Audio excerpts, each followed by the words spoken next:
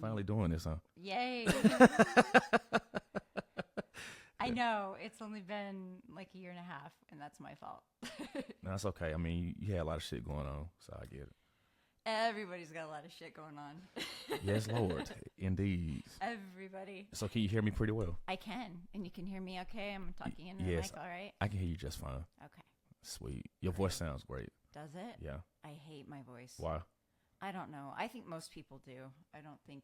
I do I too. need to, like, look at you while I'm... Really? This is how we're going to do this? Oh, all right. No, you good. No, you good. Supposed to... No, like, it's I fine. want to feel, like, engaged Yeah. with you, not even staring at the screen.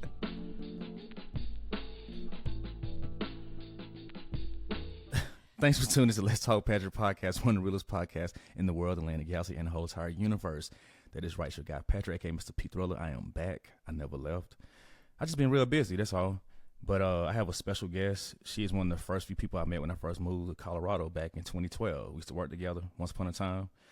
And she has a memoir out. It's a really good memoir. It's called The Gift That Hunt Me, which is about her life, her upbringing, and the things she went through and what she had now, pretty much. She also has a ketamine business, and this is my buddy, Heather Joyce Kennedy. How's it going? Great. I'm thrilled to be here. Yes. Well, I'm here at your house. Well, I'm thrilled to be on your podcast. I appreciate we'll that. put it that way. Yes, indeed. Yeah, it's been a while. We've been talking about doing this podcast for about a year, I think. It's been a minute. Like a year and a half. And I just want to say thank you so much, because this is the kind of friend you are. You bought my book not once, but twice. Absolutely. And you bought it once. I was going to send you a copy, and you said, no, I'll order it. I want to support you. And then we realized that your life was crazy busy and you didn't have time to read, and which is a common issue. And so I had put my book on Audible, and I was going to send you I sent you a promo code so that you could just listen to it there. And it didn't end up working out. No, I had to buy it anyway. Yeah, and you didn't tell me. But that's the kind of friend you are. You're like, okay, I will buy this book twice. I'll support my friend because she's being a diva, and she won't come on my podcast until I read her damn book. So, but yeah, so thank you for that, because absolutely. That's the kind of friend you are, and I really appreciate that. Well, I appreciate you as well. I mean, the fact I know how hard it is to write a book. Well, I haven't wrote a book myself, but I knew it's a lot of, nuances to it. And it takes a lot of work to do that and edit it and to publish it. So I want to support it. You know what I mean? And also bring you on to talk about it, just to shed light about, about your life. Yeah. And I appreciate that.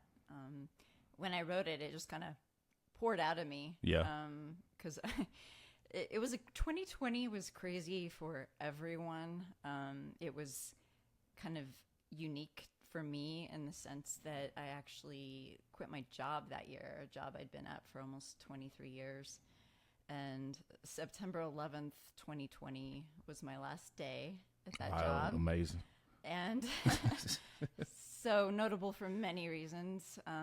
But yeah, I ended up leaving my job, and then the next month I started writing my memoir, and I was freaking out. I was freaking out because I was like, this is all I've known is this job.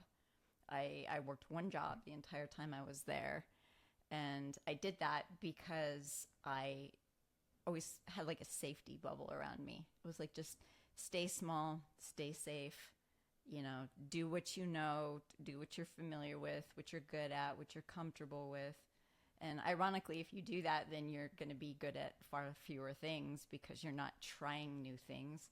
But that's what I did. So the whole time I was I call it big box store in my memoir. Yeah, BBS, yeah. So I'm not trying to get sued. Not that there's anything in there that would necessitate that, but right. So anyway, I just kind of went through my little breakdown, the first of many, when I left my job. And I was like, hey, I wanted to write a book about my life for a really long time. So now's the time, like now or never, let's do it. And it poured out of me in about 4 months. And don't get me wrong, there were a million rewrites after that. But the bulk of it was 4 months. That's how long it took. And then my dad passed away the month after I finished it, right, in February 2021. Yeah, my condolences. So thank you. So yeah. But wow, what a roller coaster ride. I mean, I thank God I was in therapy while I was writing the book, because you're reliving your life. If you're writing a memoir, you're reliving every pivotal moment that's happened to you. And so my book, it starts when it starts at the present day. So it started off in 2020 when I was like, I just left my job, but it encompasses 40 years of my life from the age of 4 to 44.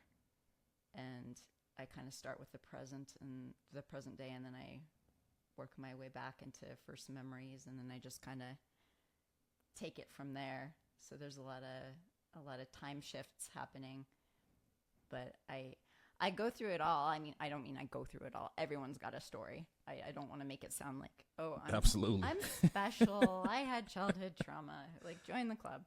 But I think what I wanted to do, the goal, and this is very cliche because everybody says this, I wanted to help people. But I thought my particular way of doing that was to lay down the gauntlet in terms of vulnerability and honesty. And I didn't want to. The purpose of the book was not to pat myself on the back. It was not to make myself look good, because if that was the goal, I failed miserably. Yeah, yeah. You say a lot of stuff. That's for sure. Yeah. It's juicy. Yeah, it's juicy. There's a lot of sex in the book. Not for the sake of being salacious, but just because it was sex was a byproduct for me of being molested at a young age, and kind of getting the idea that that's what I was good for. And I also don't want to make it sound like the book is just nothing but a bummer, because I also add a lot of humor too. I try to make it a roller coaster ride, essentially, as far as making people feel all the emotions. Right. Like when I watch a movie, it's great if I laugh, but if I laugh and I cry and I feel all the things, then I'm like, wow, that it stays with me when that happens. But yeah, so I was molested at a young age, and it was actually from a babysitter. Oh, geez. And I got molested I was walking home from kindergarten, and it was back in the day where you let your kids walk to school and back. You didn't really think much of it. And so, as I was walking home, a boy stopped me, and I don't know, I'd never seen him before, and he was probably about 12 years old, if I had to guess. But he basically said, if I didn't give him a blowjob and fondle him, then he would beat the crap out of me. That's horrible. And I wow. know that's pretty direct, but that's fucked up. But that's kind of how it went down. And I remember thinking about running, and I also thought, he will catch me. He's a lot bigger than me. And so we went to a nearby restroom. I remember that it was a public restroom. It was under construction. And so then, that happened. I get home. I don't tell my mom. But apparently, and I found this out years later, that a teacher had told my mom that I was obsessed with sex at the age of 5. And I could also reach an orgasm at the age of 5. What? I knew. Wow. That's part of what made it really confusing. And I think it's what makes it confusing for a lot of sexual assault survivors, is because it does feel good, parts of it, or it can feel good, I should say. I don't want to say like you're being sodomized or, raped or whatever. I don't want to ever imply that oh yeah, it can be enjoyable, but as far as just the touching, I enjoyed it. I thought it was normal. And as far as the babysitter goes, I thought he was my boyfriend. I was very confused. And he was the son of one of my mom's friends. And so that's how that situation even came to be. And this was in Minnesota, right? Montana. No, gosh, I've lived so many places, and I don't even know exactly. I don't know if it was Oregon. I'm not sure where it was at the time, because I've lived in a lot of places. Okay, right. And people will be like, "Oh, military background," and I'm like, "No, just Being a gypsy. running from the pain." Yeah. Just my mom endlessly running from things that are internal. Yeah. But That's yes. unfortunate. So basically, my mom hears that. She hears that I'm obsessed with sex, and most parents would probably, at minimum, sit you down and try to talk to you, like, what's going on here. But my mom never did that. I didn't know until I was an adult that she had even been told that. And I came to find out that it's because of her own childhood and her own traumas. And she had so many things that she had been through that she hadn't dealt with. And so I think it was her nature to tune it out, to like bury your head in the sand and it'll go away. Right. And we didn't talk about this stuff back in the day either. No. You know, it was swept under the rug. Yep, not at all. And so, yeah, I kind of grew up feeling, I had really awkward feelings about sex, especially in terms of like masturbation. I grew up thinking, well, it must be wrong. And so when you get into an intimate relationship with somebody and they're like, hey, I want to watch you play with yourself or whatever, and like, just so awkward. Like, I don't know that I'll ever really get over that, but I mean, it just felt so uncomfortable and shameful, and it shouldn't be. No. It shouldn't be. It should be just, an expression of, what you like, what you don't like, your sexuality. Like, as far as how I see sex, like I'm overall sex positive. I think that we should all have the freedom to be with whoever we want to be with. And I agree. Sexually, I don't care what relationship you have or who you're with, and like, love is love. But as far as myself, it's always been just really, really hard, difficult for me to have an orgasm. And a lot of men will take that as a challenge. Like, well, you just haven't been with the right person. And I said it's still like it before. It's not a challenge. It's just, it's up here. Right.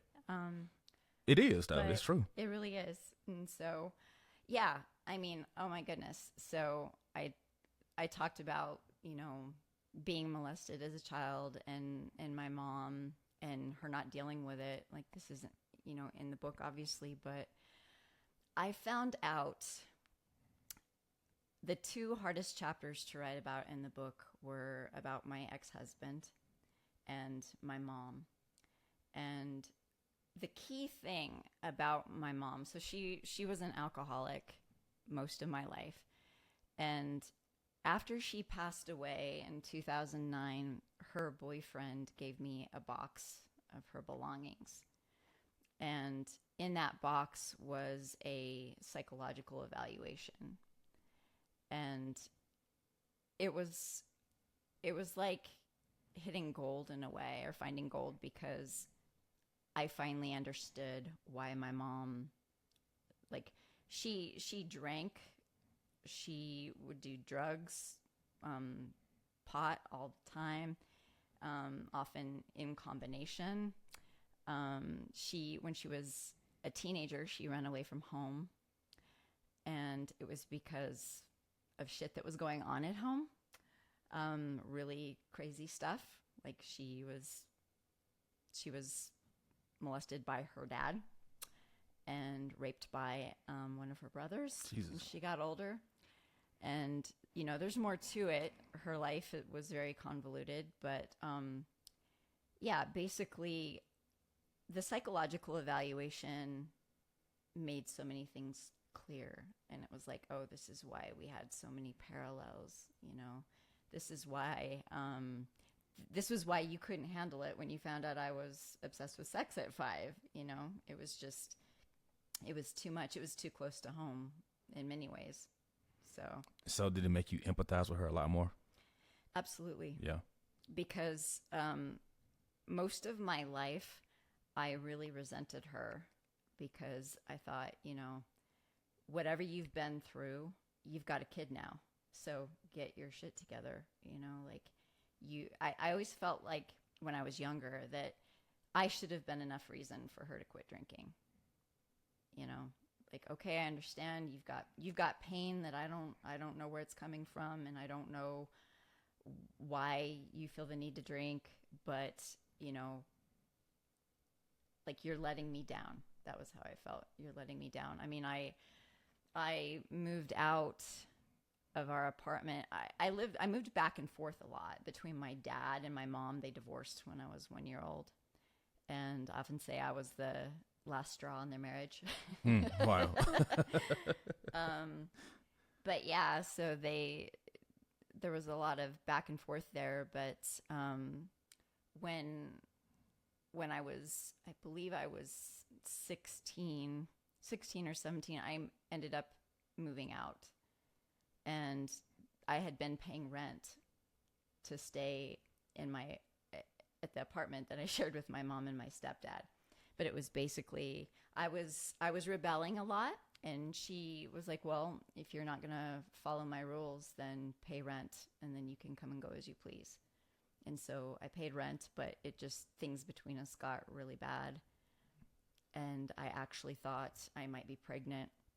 That was one of that was the catalyst for it. Mm-hmm. My mom was like, I'm so disappointed in you, and I can't believe you would do this to me and the family. And so I ended up moving out and, trying to just start my own life. At 16, I ended up moving in with 16 or 17. I'm so sorry. I can't get that exactly straight. But I ended up moving in with my boyfriend. And so I was taking the bus to school. I was working and I was trying to be a wife. It's a lot of responsibility. I didn't even know how to drive. I didn't have a car. And he was a fair amount older than me. I want to say probably 8 years older than me. And so he was mature. He was kind of ready for that life, but I wasn't. So I ended up moving out and sleeping on a friend's couch. And bless her heart, it was a friend of mine that was married, and I don't think they realized what they were getting themselves into as far as the lack of privacy of having somebody sleep on your couch. Yeah. So one night I came home and I found my stuff on their porch and a note that said, "Sorry, we can't do this anymore. Wish you all the best." Damn. So I had to go kind of beg my mom and stepdad to let me live there again. Wow. How did they take it? They were not thrilled. But, I write this in the book too, where, okay, so my stepdad, I was 18 at this point, and my stepdad had bought me, it was an 81 Toyota Celica hatchback, little rust bucket car. He got it for $500. And he would load up a to-go mug of booze. And we would hit the road at 8 in the morning on a weekend, and he would teach me how to drive. Wow. Amazing. And he was like, in the wintertime, there's going to be those sons of bitches that are going to be riding your ass. And he's like, screw them. The pricks can just go around. Taught me how to check my oil. Got me on the highway just to see how fast I could go or how fast I was willing to go. Did you get any tickets from that? No, not really? From that. I did. I got plenty back in my time. But yeah, it was just that he had to get boozed up just to go, teach me how to drive and do the thing. And I didn't realize at the time that was illegal, but I know it now for what it's worth. Don't leave the house with a to-go mug of booze. Yeah, don't do that. Don't do that. It's not good. It's not wise at all. It's not. It's never going to work out. No. Especially with people with their phones nowadays, they're not even paying attention anyway. No. So can you imagine? No. So don't do that. Nope. And there's always been distractions. You see those memes with the MapQuest Yeah. print out, and we're like, yeah, like I'm coming down on you for being distracted with your phone, but Right. every generation has their version of distraction. Oh, we all got some bullshit. That's for sure. Mm-hmm. Absolutely. But what I was gonna say. I can't. I lost train of thought. Sorry. Continue. That's okay. The other chapter that was really, really hard to write about, the hardest one was about Your husband. my marriage. Right. And I start off the chapter, we're seeing our third therapist. We've been together for almost 14 years at that point. And we basically, we met in Littleton. That's how my ex-husband and I met. We were both working at big box store. And we kind of met and fell in love. And he was so ambitious. And he kind of always knew what he wanted to be, always knew he wanted to be an engineer, always had, he's so motivated and just had such a good head on his shoulders. And so when he wanted to move here to go to CSU, I was all about it. And so we had been dating for about a year when we moved here so he could go to school. And I didn't really know what I was getting myself into as far as the loneliness of it and the actual commitment that I was making, because we weren't even engaged at that point. But we moved here, and that was crazy. That was a really, really insane time, because in order for me to get a transfer to the big box store in Fort Collins, I ended up having to go over my general manager's head. Mm. And it was the one that I was going to end up working for here, because the general manager from the store that I was at in Littleton was very supportive of me. He's like, yeah, live your life, do what you got to do, So I made 3 trips to Fort Collins to try to get my transfer to this particular big box store. And I was told that I made too much money. I was told that there was no position for me, which wasn't true, because the deli, the area that I worked and had all this experience in, they were going under a remodel.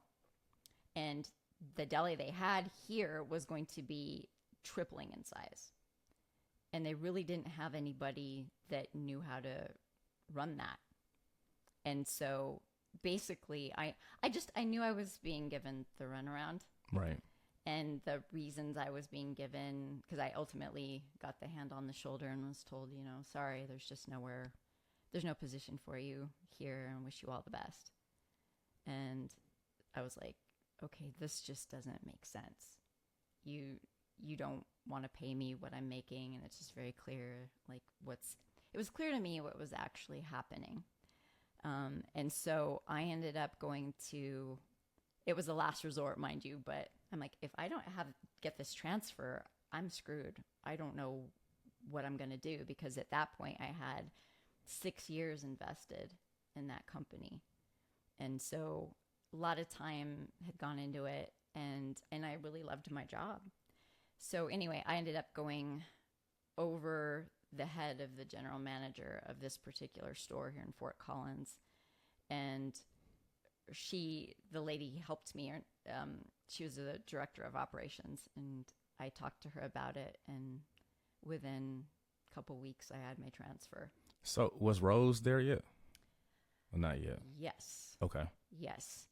And I just want to say, gosh, there's a whole other chapter about Rose. What a great human being. Yeah, she was phenomenal. So that's why it was so crazy when I moved to Fort Collins in 2004, because you can imagine none of the bosses liked me because I had gone over their boss's head.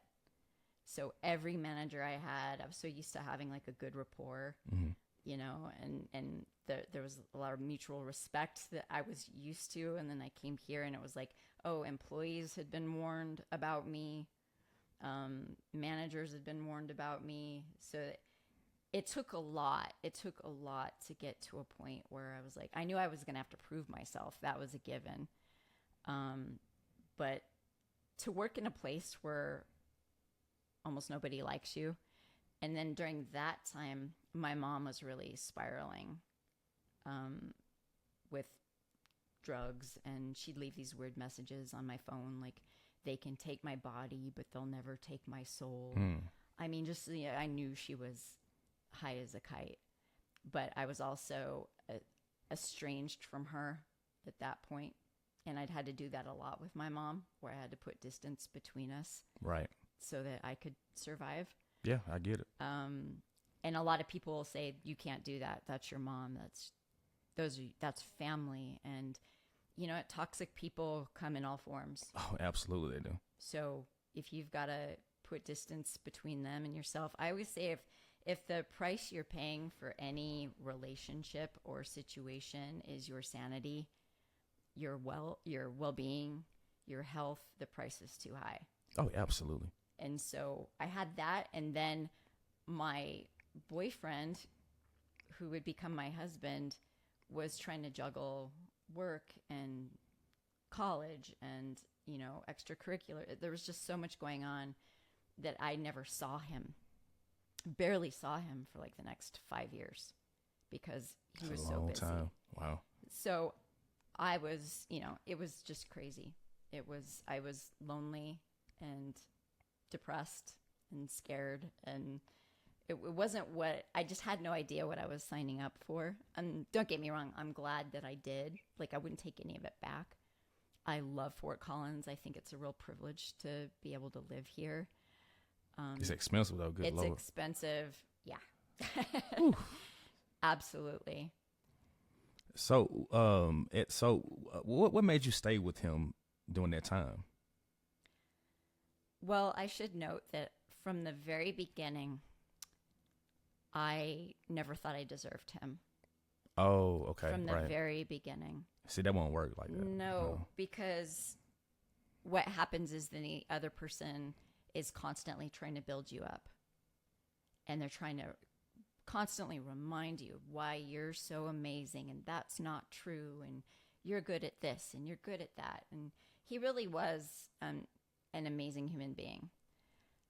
But what happened was we both, to deal with our emotions, went outside of our marriage for comfort. He did it in the form of food, which is a lot more accepted in society than what I did. Mm-hmm. Yeah. So he just kind of buried himself and ended up gaining quite a bit of weight. I ended up flirting with other men. And over the course of time, that flirting escalated into full-blown like emotional affairs. And I never slept with another man, but that wasn't because I didn't put myself in those positions. Just thank God it didn't get to that point. But everything else at some point happened with other men. And I remember, and I hated myself for it. So when you go into a relationship feeling like you don't deserve somebody, and now you are cheating on them, and you're basically becoming a self-fulfilling prophecy. And that's exactly what I did. And so I remember telling him, because I was never, to my credit, was never one of those people that thought it was okay.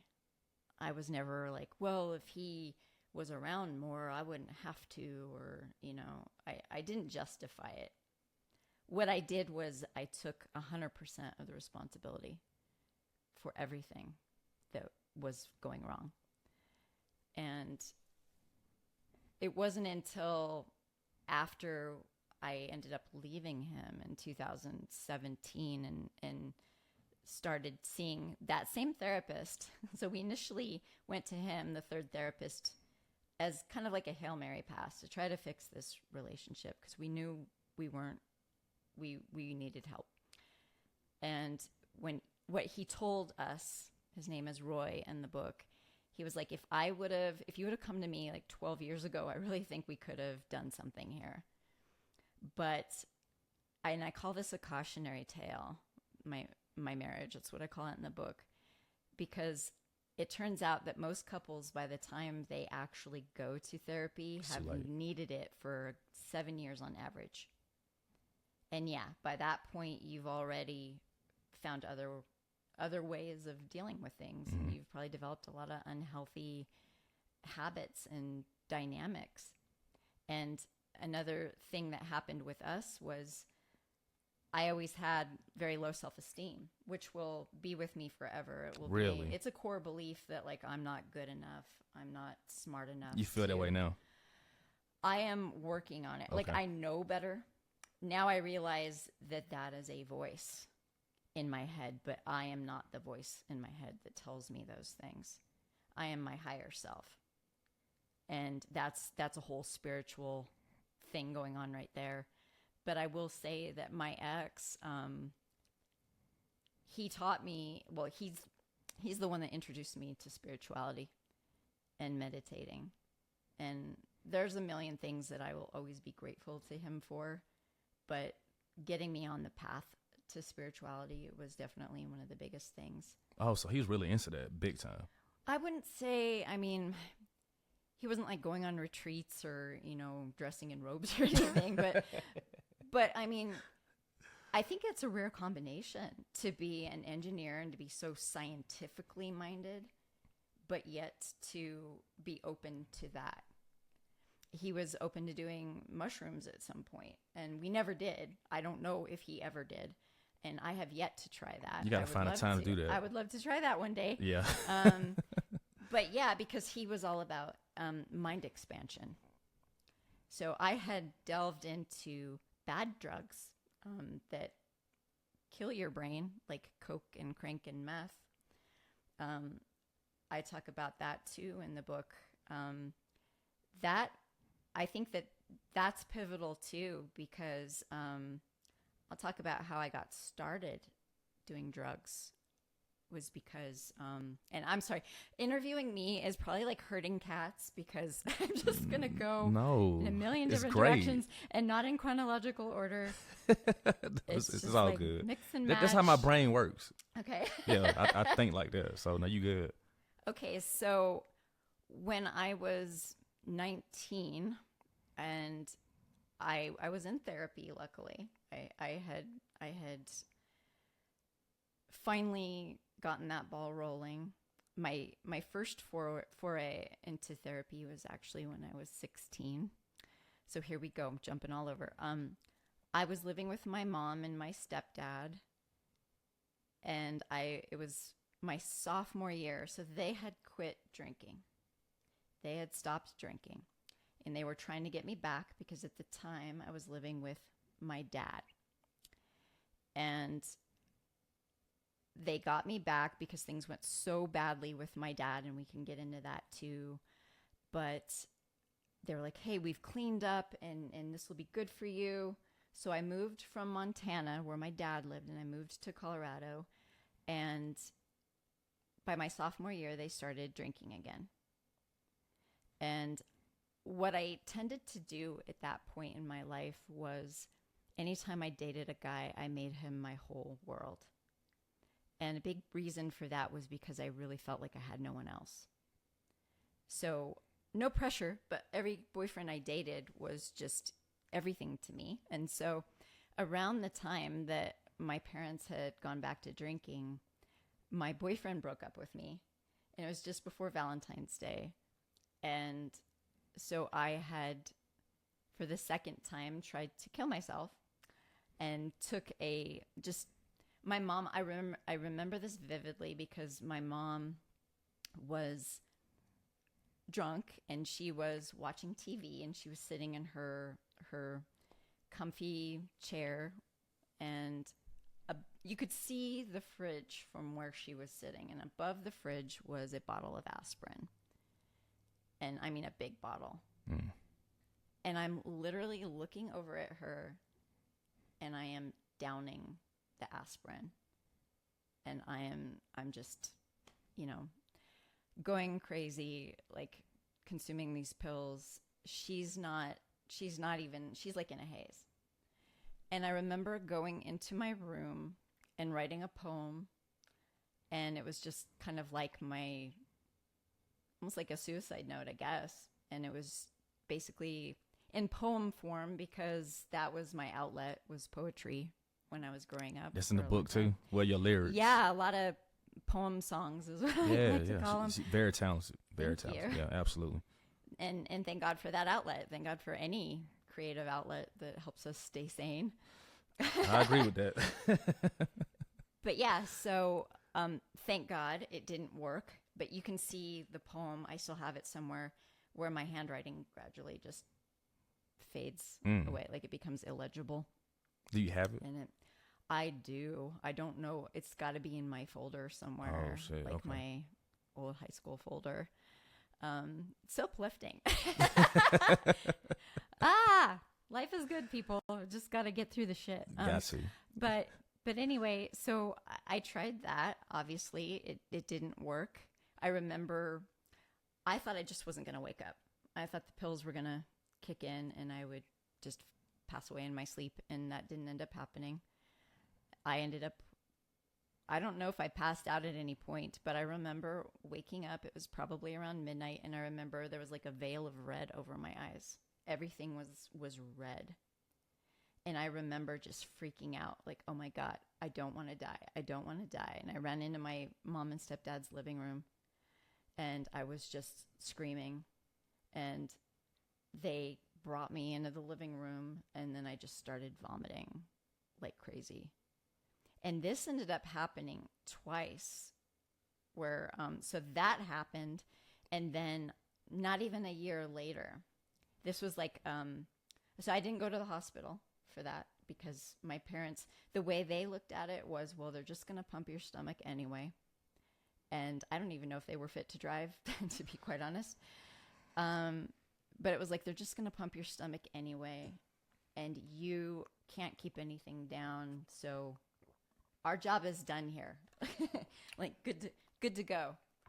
And so not quite a year later, in protest to their drinking, I got in a fight with my mom. And after she went to bed, I grabbed a bottle of whiskey and I took it in my room and I drank half of it, half of a fifth. And I am like 16 years old. I've never had whiskey before in my life.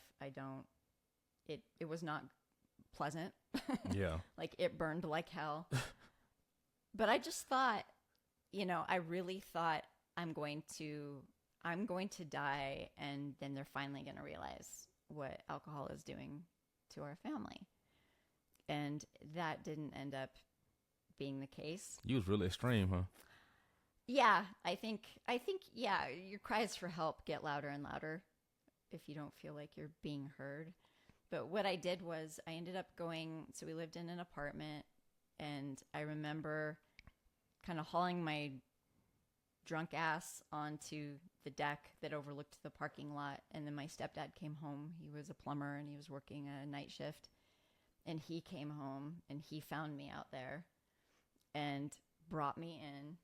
And it was literally just a replay where I ended up getting really sick and couldn't keep anything down but ice chips for like 2 days.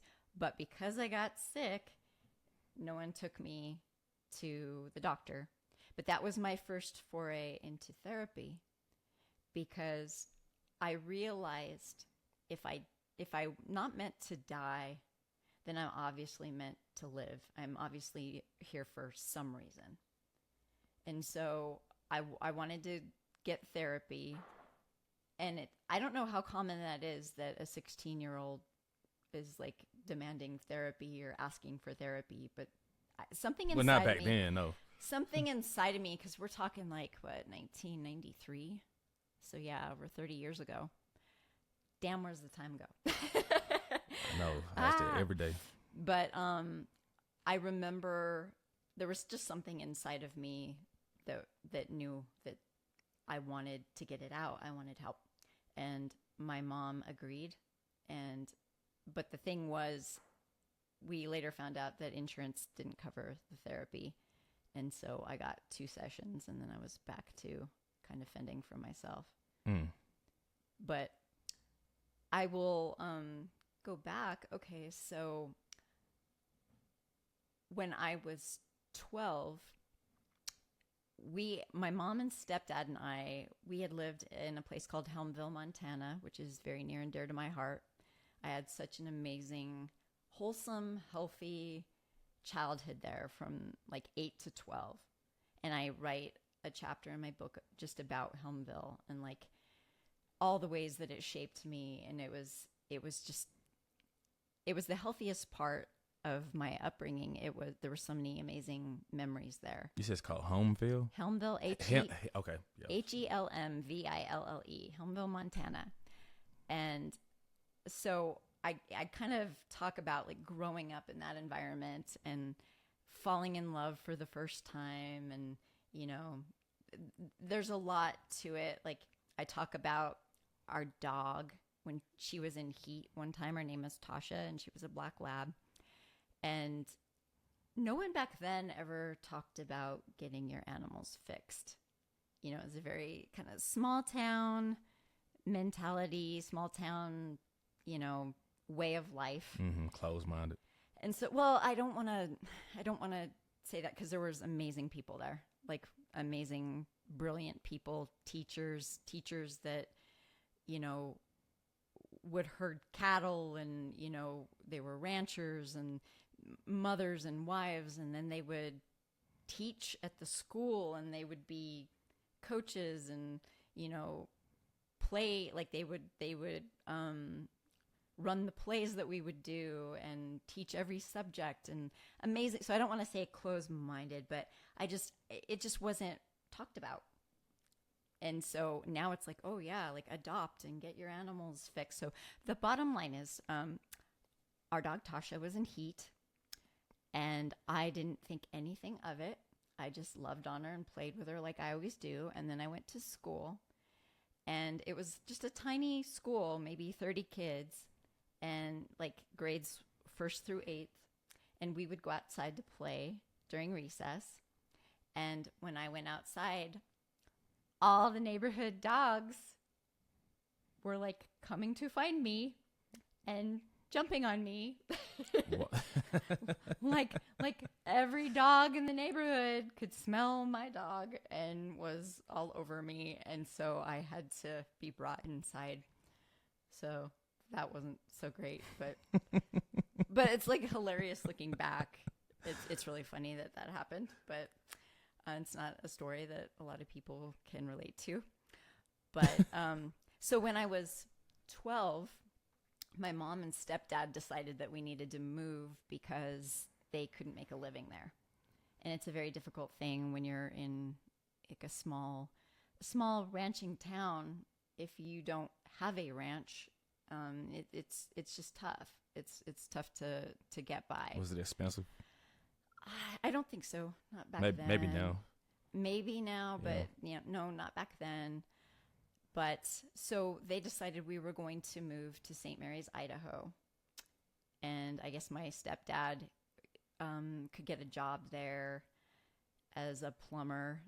And I think that's where the plumbing really started for him and him like getting educated and working his way up in that trade. So anyway, that ended up being really, really pivotal for all of us and not in the best way. That was when their drinking escalated. And basically what ended up happening was my stepdad and my mom ended up going their separate ways for a while. Because the situation had gotten so bad. Like what would happen for me, this was my vantage point of the situation. I was moving from a small town into a city, and I didn't know what that meant. I didn't know what that meant in terms of being popular or not being popular. That wasn't a thing in Helmville, Montana. Everybody was just, you are who you are. I didn't wear makeup. I wore army pants and t-shirts, hand-me-down clothes. We didn't have money. And so it was my first foray into cliques and being put in that situation and realizing really quickly that I did not fit in. And I knew that when I went to school and I saw the girls with the permed hair and like the frosted pink lips and, you know, and the acid wash jeans is really giving my age away. But that's what was cool back then. Right. And I didn't have it. Whatever it was, I didn't have it. I was not cool. The teachers knew it. The girls knew it. The boys knew it. I just didn't belong. And I felt it in my bones. And so it was just like one of those situations where like I was getting bullied on the way to school and back to school. So we lived kind of up on a mountain.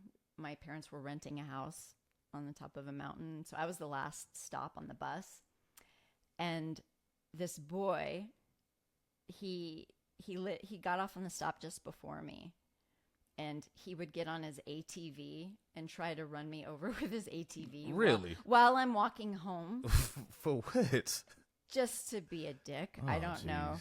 Wow. And, you know, nowadays people say, oh, he must have really liked you. And I'm like, if that's what... Fuck that. Like, if that's what we're teaching girls, that, you know, being abusive and in myriad ways is a form of affection, or, you know, like that's how we're supposed to accept somebody pursuing us, then that's fucked up.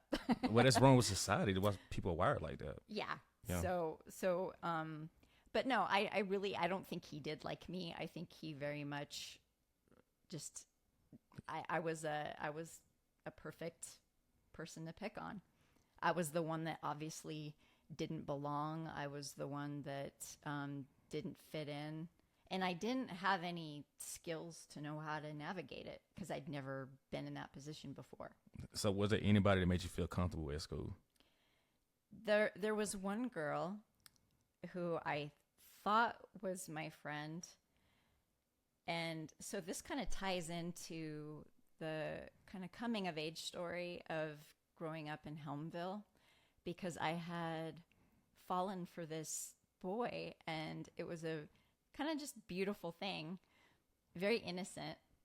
And I wrote him a letter, and I didn't want my parents to know that I was writing to him, that we were writing to each other. So I let this girl, she let me use her address, basically. So I sent out a letter to him just like, hey, I really miss you and I care about you, and, you know, a lot of mushy stuff. And I didn't hear back for a while, but when I did, that same girl handed me the envelope, and she said, looks like nobody wants you. And that was when I found out two things.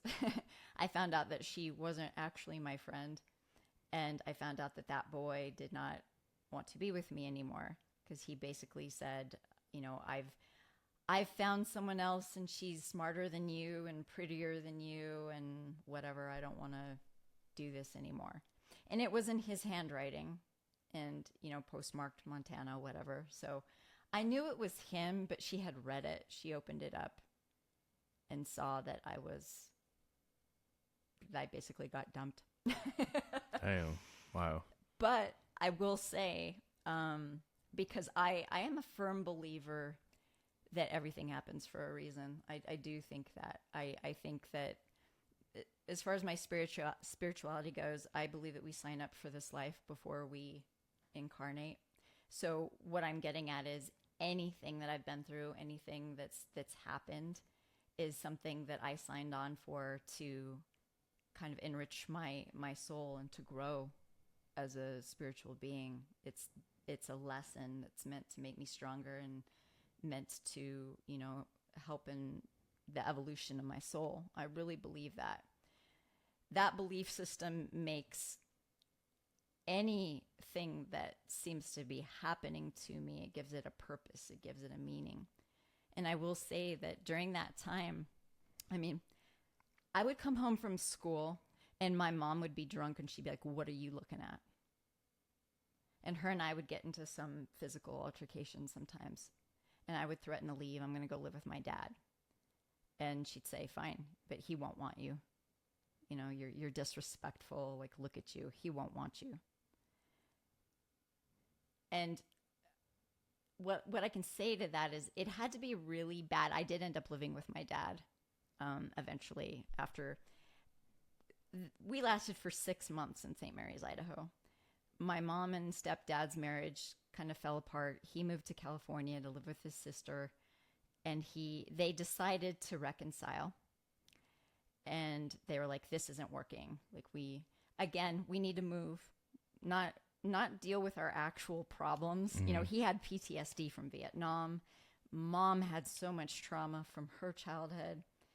My stepdad's dad abandoned him and his siblings when he was young. There was the perfect storm. So much there to unpack, but again, like that generation, they didn't talk about it. No, and then I'm not saying there aren't exceptions to that, but they didn't.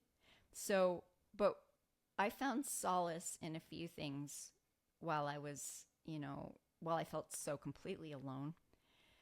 And one was our dog.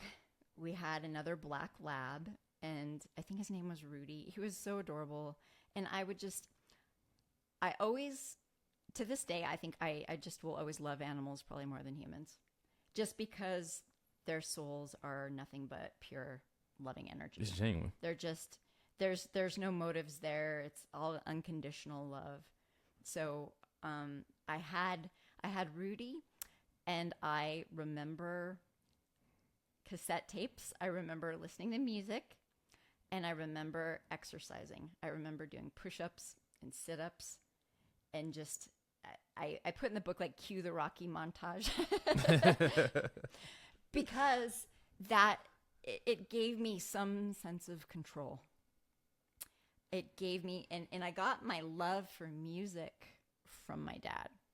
I got a lot of things from my dad. Did he play instruments?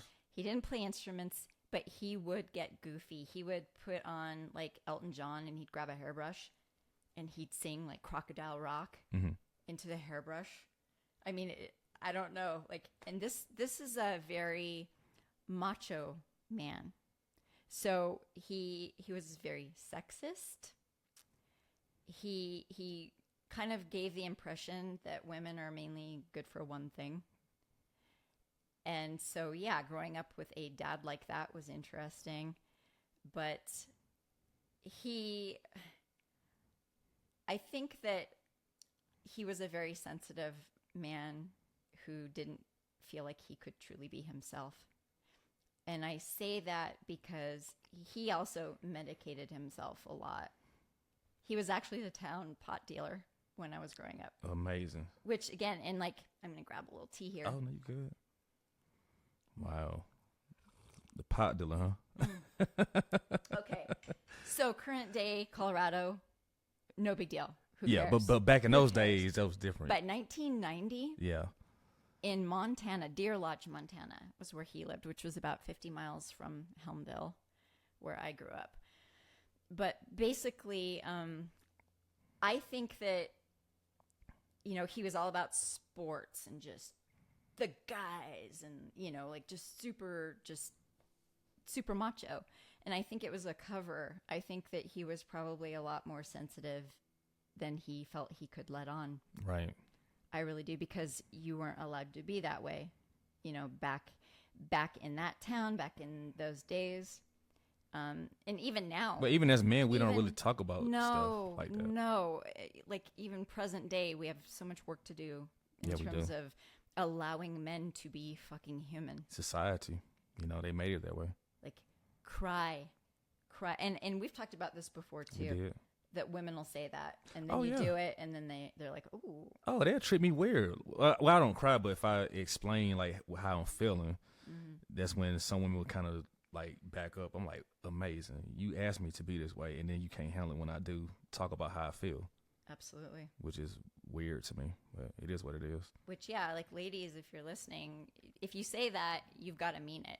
If you tell a man, I want you to be real, I want you to show your emotion, it's okay to cry, you've got to be okay with it when he does.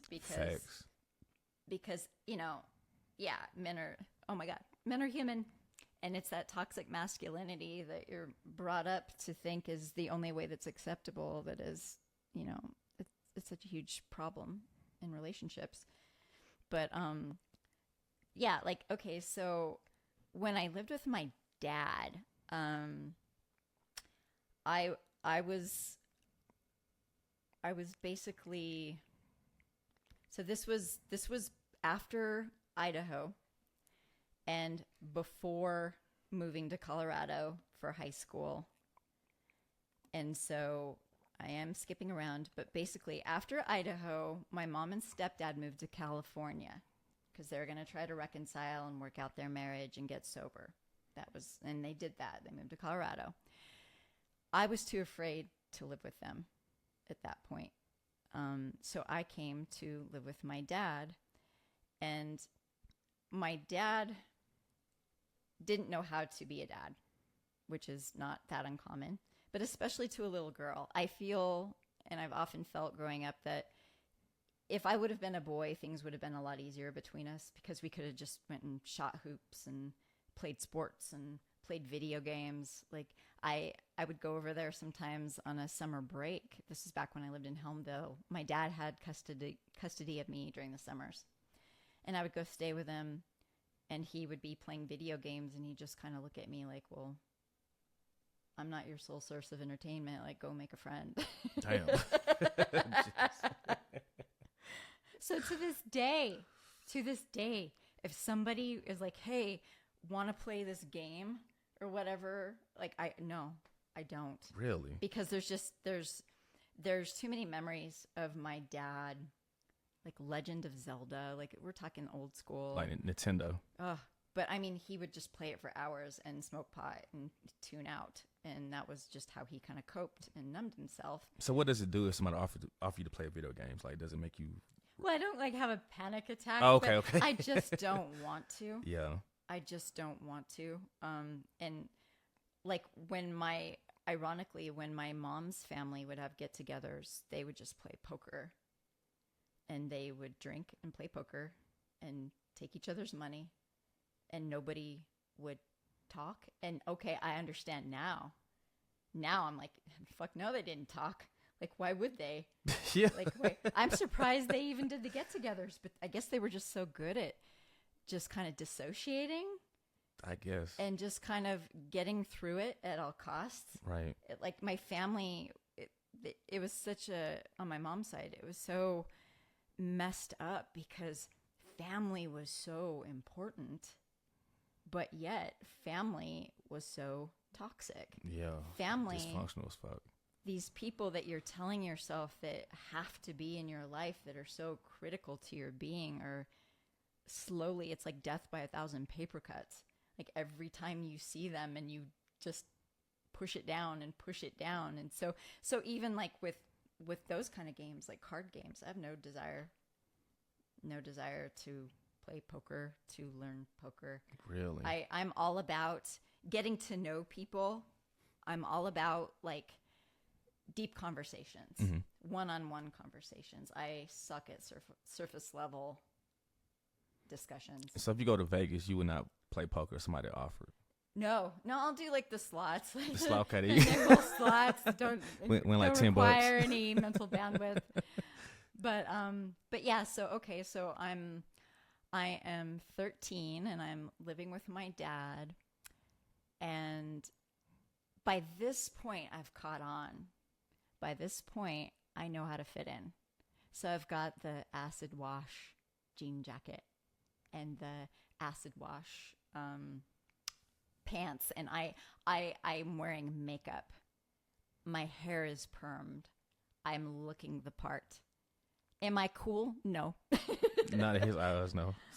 I'm not cool because that's got to come from like inside. Within, that's an inner confidence that, you know, they say fake it till you make it. I never could. It's like, for me, I either feel it or I don't. But I looked the part. Now I looked the part, so I could fit in. And that was instrumental for me to learn my lesson from St. Mary's and not be bullied. It was actually a form of just protecting myself.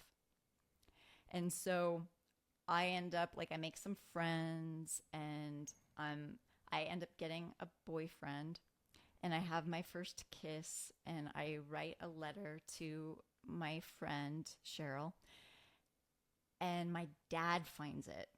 Oh, shit. And it was all about my first kiss. And he loses his damn mind. And keep in mind, he's been calling me a slut since I moved in, because he doesn't like my makeup. And I'll be honest, it did not look good. I didn't know what I was doing. You got pictures of it? Well, actually, I'm sure I do. I got to see that. I'm sure I do. But I was experimenting with it. Right. So I was just trying to figure out what works. And makeup has come a long way. We didn't have tutorials back in the day. Like, now you can just Google, go YouTube, whatever, and you've got people, telling you exactly what to do and what to use, and it wasn't the case back then. So trial and error. I probably looked like a clown, but I in my mind, like, I'm killing it. I'm I look hot. I'm doing my thing. And so anyway, my dad made his displeasure known and was basically calling me a whore because of my makeup. He just was not a fan. But I knew that if I didn't wear makeup, in my mind, I'm going to be outcast and I'm going to be bullied, and I don't want to do that again. So any babysitting money I got, anything, birthday money, I used it towards my appearance and trying to fit in. Not too uncommon, I think, for girls that age. But so anyway, he intercepts the note and really loses his mind. And now, like, if I wasn't a slut before, now I am. Now I am the worst daughter he could have ever imagined. So now he's extra critical.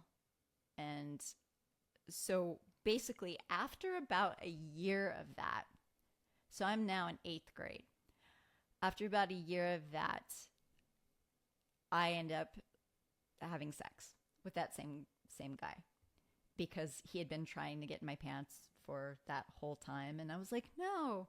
And it's another thing, like, in small towns, it's very, I think it can be common to lose your virginity earlier, just because there isn't a whole lot going on. Right. There isn't a whole lot to distract yourself. And I think that's what was happening. And that's my take on it anyway. But still a fan of small towns. Absolutely. But anyway, so I go and I find this guy. And I'm like, I'm like, fuck it. If this is what he thinks of me, no matter, even though I'm a virgin, even though, like, I'm trying, I'm going to. You want to embody. I'm going to do it. Mm-hmm. I'm going to be what he's saying that I am. And so, and another thing about my dad is he would always say, like, oh, you're just like your mom. And my mom would say, you're just like your dad. And when, like, they divorced when I was 1 year old. And so when you hear that growing up in that context, that also shapes who you are. Oh, yeah, for sure.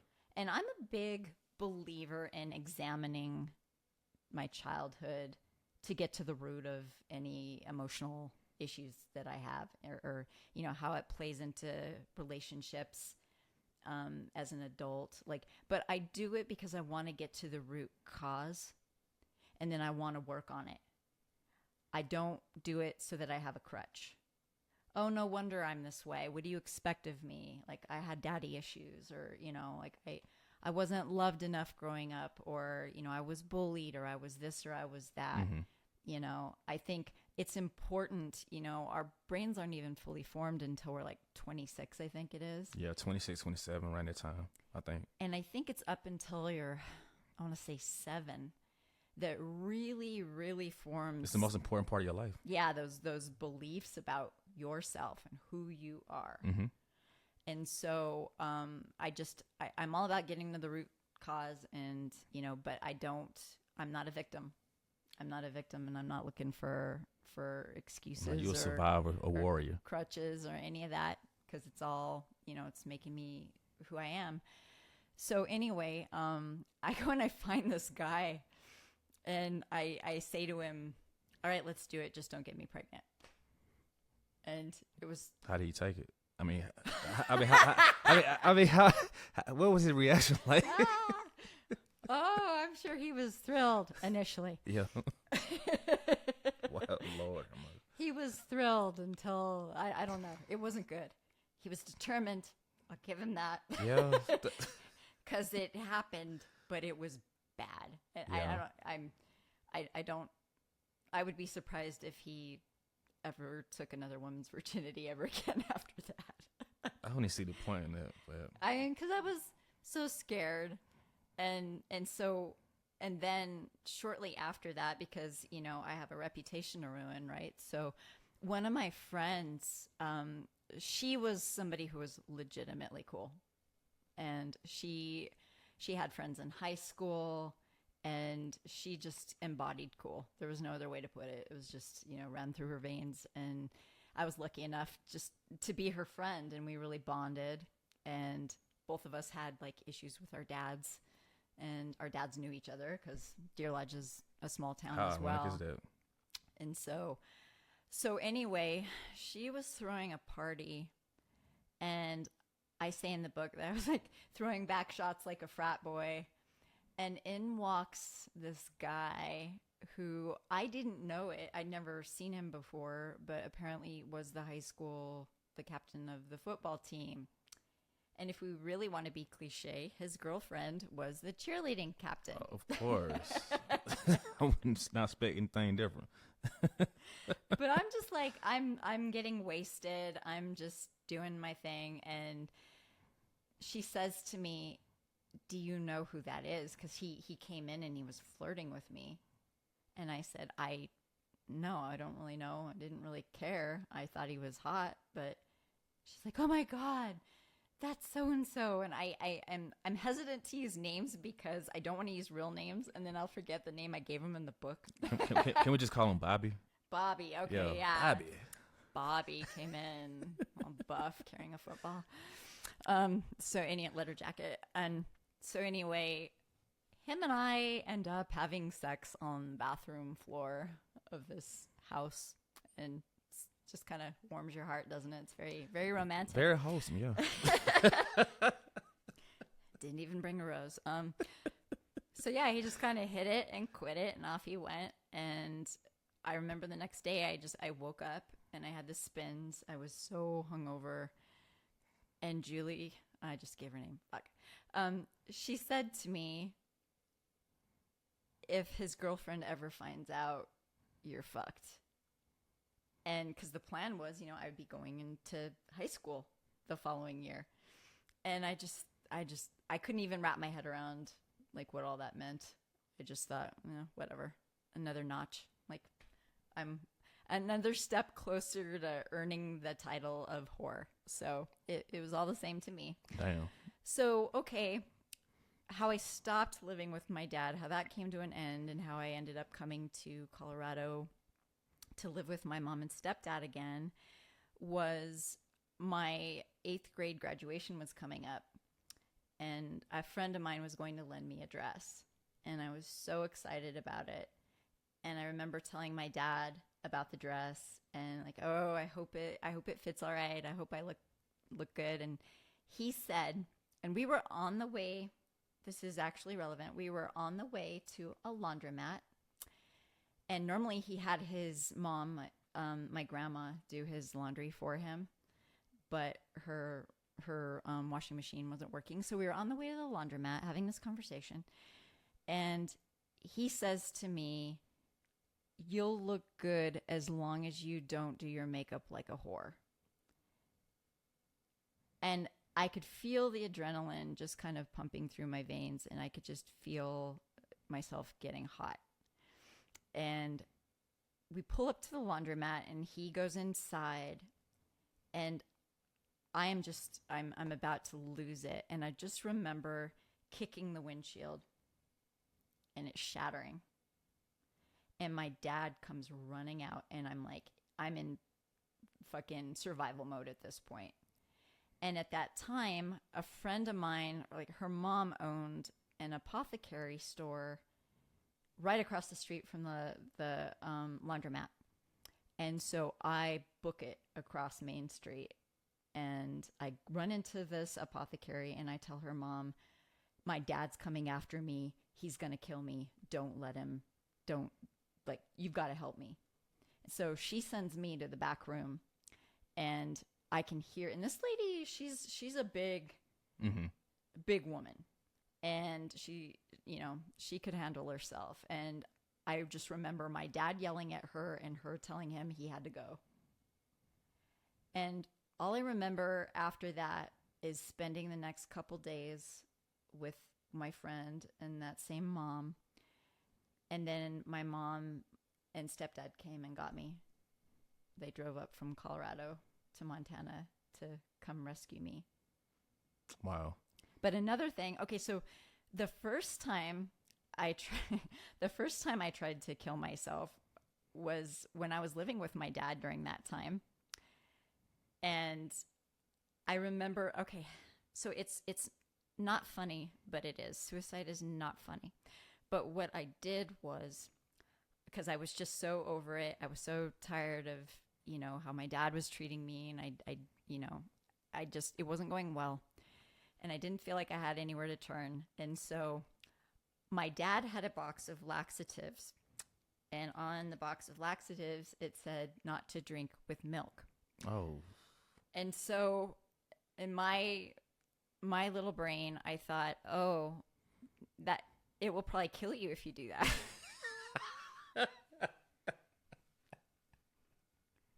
That's why, like, death will be imminent if you combine these two things. That would be horrible. So I did. So I took, I don't know how many laxatives, chugged some milk.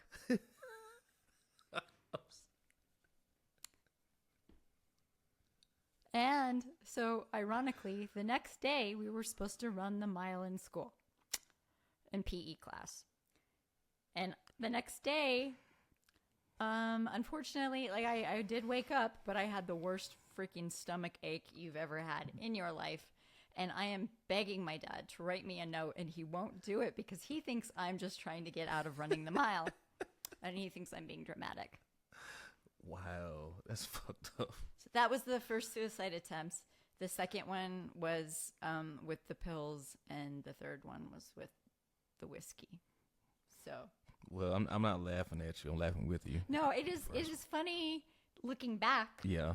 It's funny thinking, again, suicide, no laughing matter. No. Like, that's serious shit. Right. But that was kind of funny how I went about it. Yeah. It's funny to think, looking back, how it all played out, and then my dad just thinking I was being dramatic. So how did you even deal with that day? You just let it run its course? I think the PE teacher took pity on me and could see that he can tell I was struggling. Yeah. But one thing I will say, like during that time, I started cutting, where you take like a razor blade and you just kind of run it across your skin. And it was never severe, but and when I say severe, I mean it wasn't like I had hundreds of cuts. Yeah, because I don't see any marks on you at all. Like, no, there's really. I have like a little tiny scar there, and I had like a little star that I cut out of my hand. But but one time I actually scratched myself. Like, I just took my nails and dug them into my forearms. And I was trying to get my dad's attention. It was a cry for help. And I don't know if he just didn't see the scratches. They're pretty hard to miss. But he never mentioned it. He was just very much like, if you're going to cry, I'll give you something to cry about. Right. You know, it wasn't like, oh, honey, like, what's wrong? No My compassion. baby girl. Like, no empathy. No. But what happened was I was in shop class, and my shop teacher took notice of my arm, and he goes, what the hell happened to you? And I wasn't going to tell him anything. I didn't know this person. And I said, well, I got scratched. And he goes, by what? A mountain lion? And I just shut down. Like, I wasn't going to tell him. Oh, and also during that time, I was going to run away from home.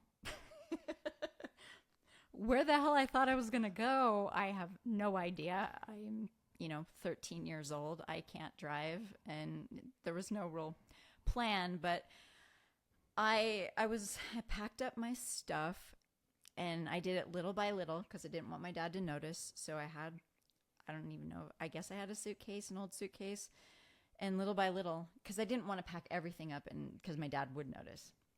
So there was one particular morning. This is how poor my plan was. You would think, because he left for work before I left for school, you would think the second he leaves for work, I'm gonna run. I'm gonna go get the hell out of Dodge or incorporate my plan. No, my plan was, after he goes to work, I will put everything that I've slowly put into this suitcase, and I will leave it by the door. And when I come home from school, then I'm going to leave.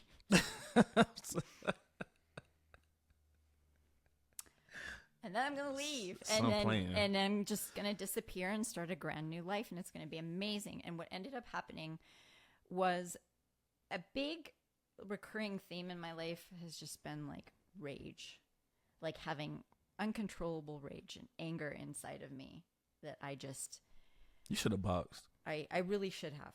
But I'm so glad that I did discover exercise and have that outlet. Because my dad had like an ab wheel and he had some dumbbells, and I still throughout my entire life have relied on that as an outlet. But okay, so what happens was, back to the rage, I ended up getting in a fight with a girl, a physical fight with a girl in my school. And I remember just us talking shit to each other. I remember blacking out and then like running, like charging into her. Mm-hmm. And that is all I remember. Next thing I know, I'm in the principal's office and they had to call my dad. And my dad was just like, so did you win? Yeah.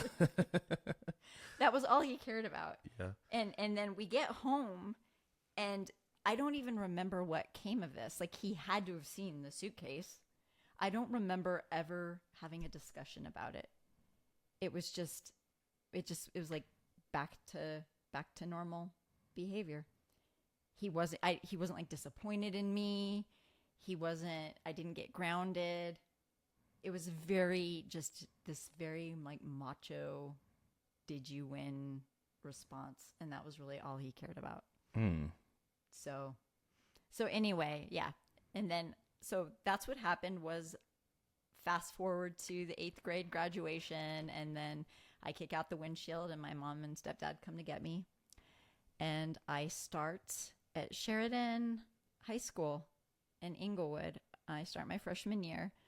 And it's actually pretty good. Actually, not that bad at all. I kind of want to ask a question, though, about your dad. Were y'all able to reconcile after that situation, after you moved? So that was kind of a roller coaster. We did. I ended up flying back to Montana when I was 21.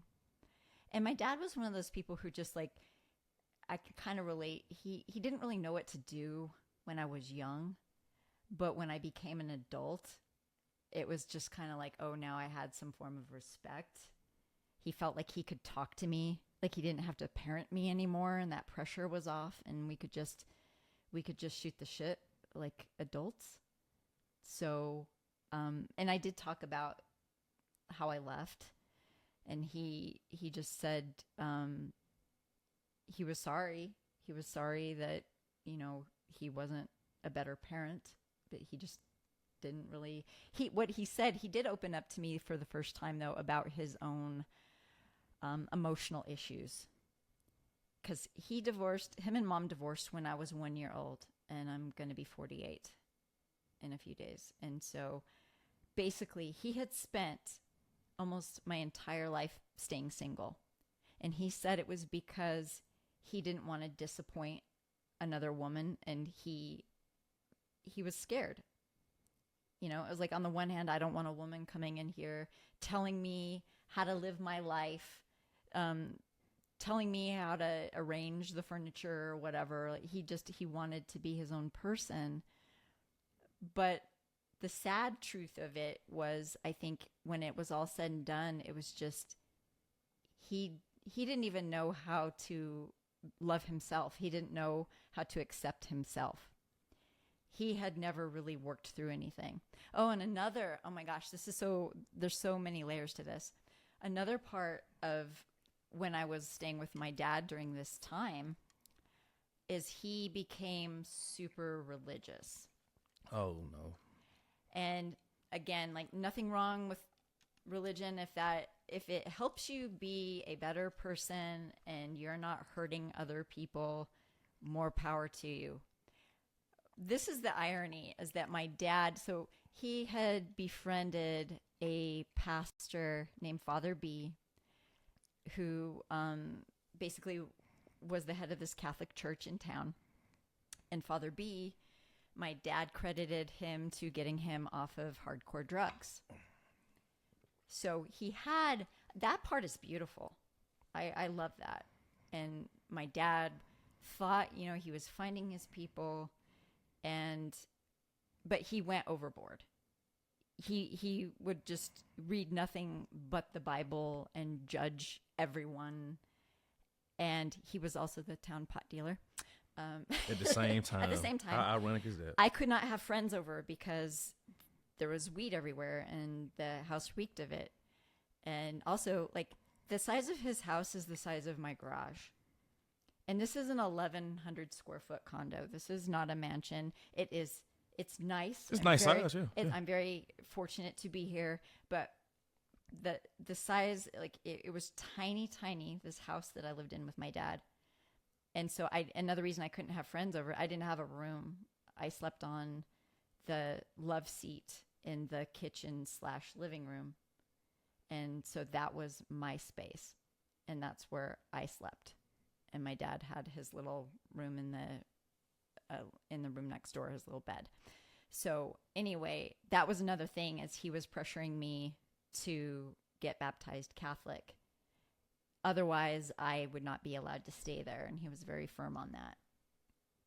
So amazing. And I wasn't going to do it because in my eyes, because of all that, like, calling me a whore and being emotionally abusive and, just the way that he was and the way he saw women and the way he made me feel. And I just thought, if that's a Catholic, I don't want to be one. If that's what it means to be a Catholic, is that's how you see people and that's how you treat people. And also, you sell pot.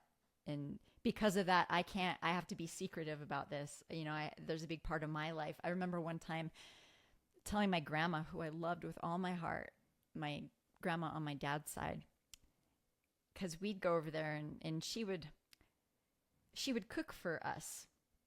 My dad would bring me over there and it would just be like, he'd tell her what he wanted for dinner and she would make it. And my grandfather had passed away years before. He'd come over to her house. We'd go over to her house. She'd be watching TV and he'd sit down and he'd change the channel and be like, I want sloppy joes. And she'd go make him dinner. And then once a week, we'd bring our laundry over and she'd do the laundry. And that was the dynamic that they had. Wow. And my grandma never learned how to drive. So my dad would take her like once a week to go get groceries and mow the lawn. But it was very much like, it was how he treated her. Mm-hmm. Very disrespectful. And I do know he loved her, but he treated her almost like a servant. Mm. And she took it because I think that's all she knew. Did she pass before him or she passed after him? She passed before him. Okay. Yeah. And that was a whole other thing when he passed away, because he ended up living in her house. Like it was all paid off. So he kind of conveniently linked bank accounts with her. And then when she died, he got the house. And he had 2 brothers, but he got the house. And I don't know if he ever bought them out of the house. I don't know the will situation, but that became a whole nightmare too when he died, because he got her house. Mm. And the siblings. Yeah, that was a whole thing where I had to hire a lawyer. I know all about that. Yeah, it was a whole thing. But wow, to go back to your question, if my dad and I ever reconciled, so we did. I went back when I was 21 and we did reconcile. I never did get baptized Catholic because the whole kicking out of the windshield happened before that even came to be. So yeah. But then when I ended up leaving my husband, my dad disowned me because there were a lot of things. I think there was a lot of undiagnosed mental illness on both sides of my family. Probably I have so. no doubt, because how can you get diagnosed if you never go get help? Right. You know, but it's just so obvious to me that there was a lot going on. And so what happened was my dad had written me a letter. He wrote me several after I left my husband in 2017. And in one of the letters, he said, I think we should go on a road trip. And I had forgotten I thought it was kind of preposterous, because every time I'd go visit him for summers, he would promise me that he would take me on a road trip. And he would tell me he's saving up his money and we're going to go someplace really fun and really cool. And then it just never happened. And it was actually a therapist that pointed out to me, like, the connection there, why that was so important to him. But I just brushed it off because I'm like, we're not that close. Yeah. Like we did kind of make amends when I was 21, but there was so much damage done. Like, we were never going to be close. My dad, bless his heart, but he was very much a victim. You know, he bought into the victim mentality of, you know, life sucks, everything's happening to me, and, you know, aches and pains. He just wanted to talk about sports and aches and pains. Basically, that's all he wanted to talk about. Vietnam didn't help either. That was actually my stepdad. Oh, okay. I'm sorry. No. I got it mixed up. Hey, how can you keep track when I'm skipping all over?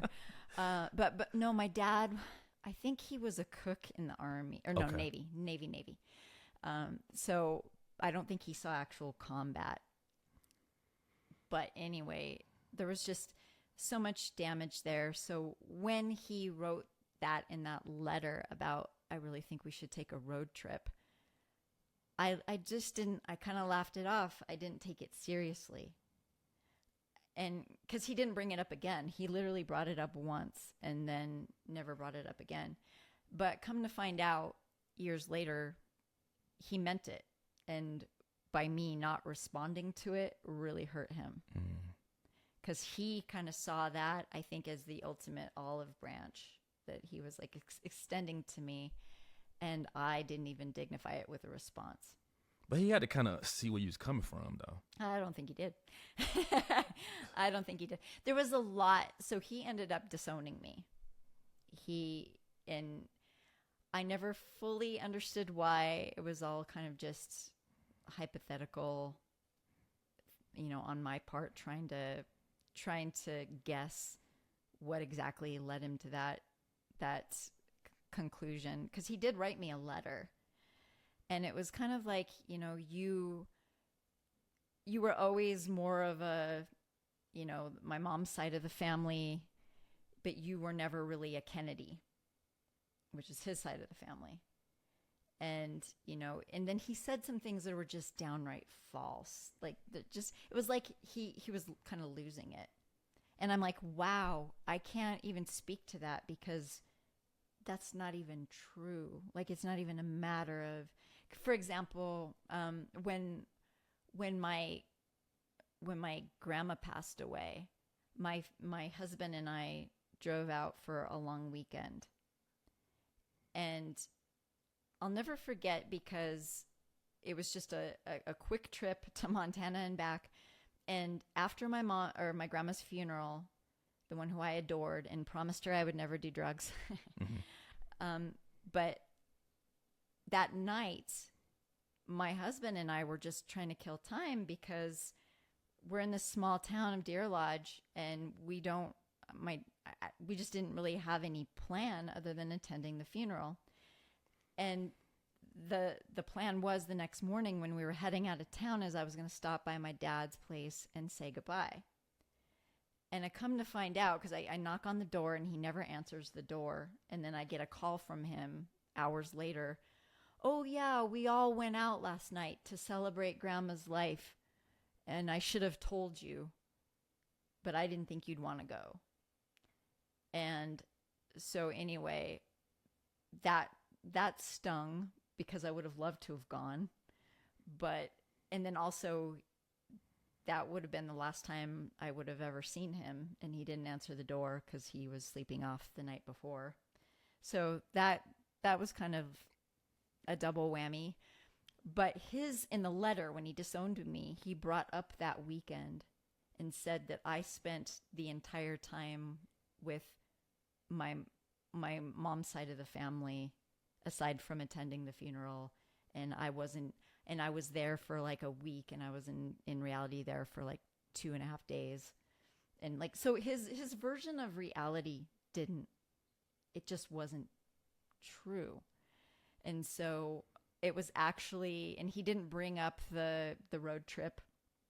He just kind of said, I've tried and you make me out to be a bad guy, but I've really tried to be there. And so, yeah, he was just like, so he disowned me a few years before he passed away. Mm-hmm. So we weren't even talking at that point. Wow. Because I remember when he died, you went up there to clean up the house, right? Yes. That's what it was. Yeah, I remember that. Yeah. Yeah.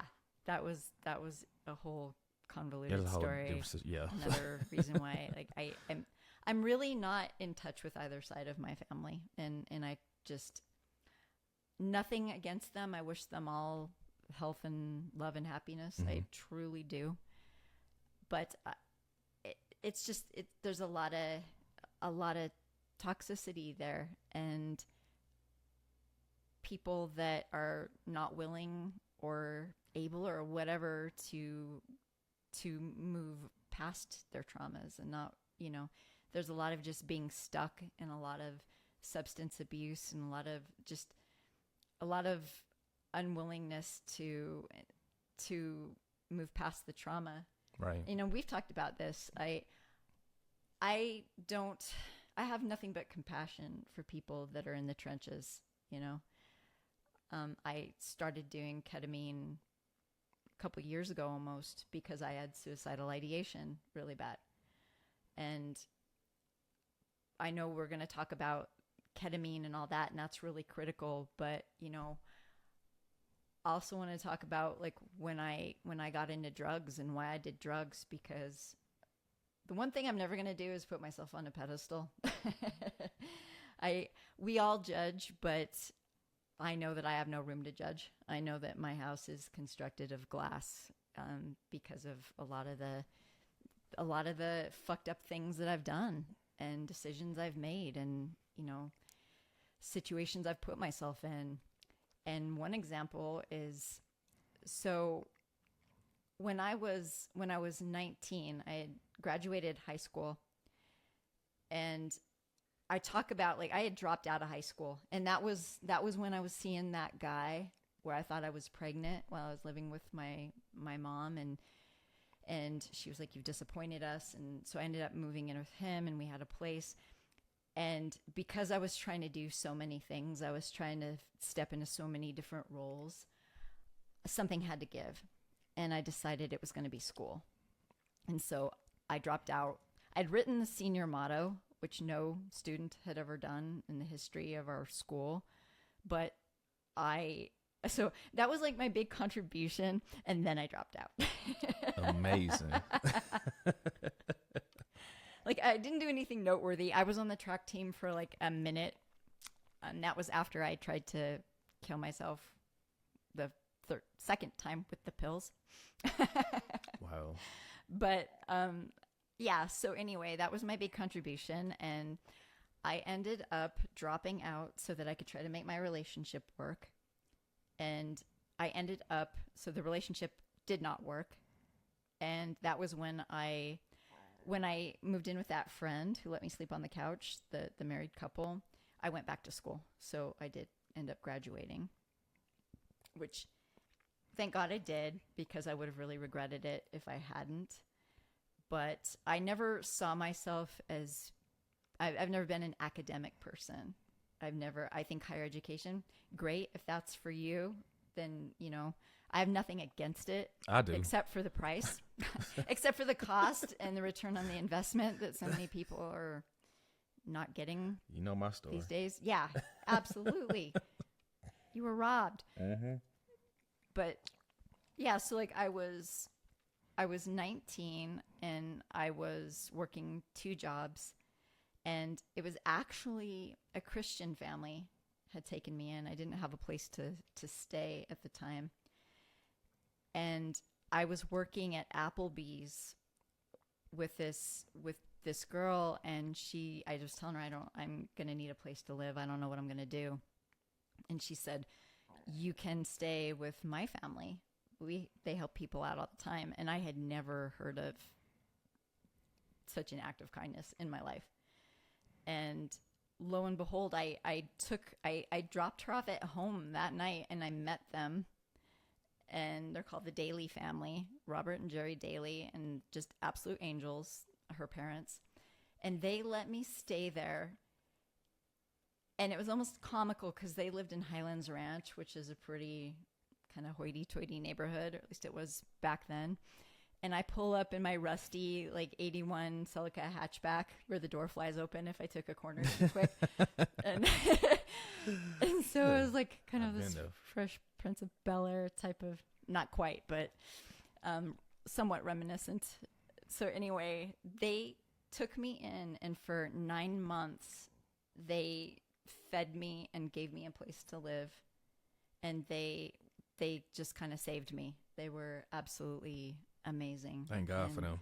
And so, that's why I can't knock organized religion too much. Like it depends on how it's used. Like I said, like anything, like any belief system, I think has the power to do damage if it's taken to an extreme. Mm-hmm. And I don't care how good your intentions are. I don't care what it is. It can get ugly if it's extreme. Absolutely. And so, but they were just lifesavers, and they helped me get on my feet, and I saved enough money, and I got my own place. And I was delusional because I thought this is going to be so much fun. I'm going to throw parties. I'm going to have all these people over. I had no friends, really.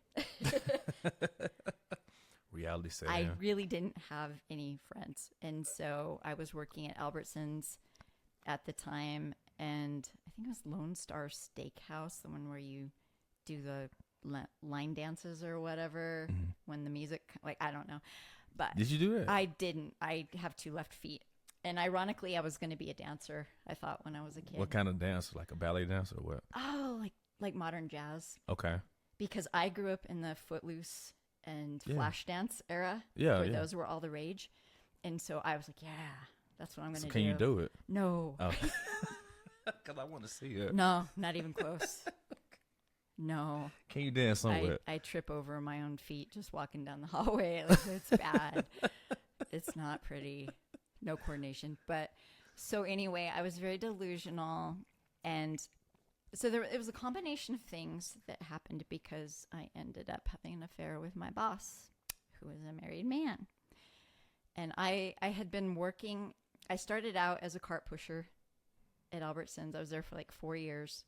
And I worked my way up to the service deli where I was frying chicken, and I was doing, again, on the intercom for your $4.99 chicken dinner deals. And I was, making sandwiches and doing all that kind of thing. And then I got promoted to the meat department. And my store director, she said, it's a very coveted position. I think you should apply for it. And she kind of winked at me, and I was scared to death. Because I'm like, I don't know anything about meat. I don't know a tenderloin from a T-bone. It sounds like a disaster to me. Mm-hmm. But I just thought, screw it. Like, I'll give it a shot. And so I did. And I remember, usually it was just like me and a meat cutter. That's usually who all was like working at that time, like in the cutting room. And I remember my boss, who it was just like me and him just shooting the shit. And I remember I was going through a breakup where I'd just basically gotten dumped. And I remember my boss telling me, like, well, it's his loss. And I knew he was married. And basically he just started flirting with me. And I didn't know what to make of it, but I was really flattered. I remember feeling flattered. And I was very lonely. And because I had my own place, didn't, like I said, have any friends. And this is not to justify what ended up happening at all. But there was definitely a power dynamic there. And you realize that when you get older, you look at the dynamics. Well, it happens all the time. Yeah. So I was 19, absolutely knew better or should have known better. But also, you know, he was my boss. He was, what happened was the flirting went on for several months. And then he had given me the sob story that his marriage was basically not a marriage. It was like a sham. And that he was only in it because of his son, who I think was like 8 years old at the time. Mm-hmm. And this man slept on the couch every night. They were almost like living separate lives, was what he told me. And so I started to feel sorry for him. And little by little, it escalated into an affair. And we would like go to hotels or whatever on the other side of town and hook up, or he'd come to my apartment, whatever. Mm-hmm.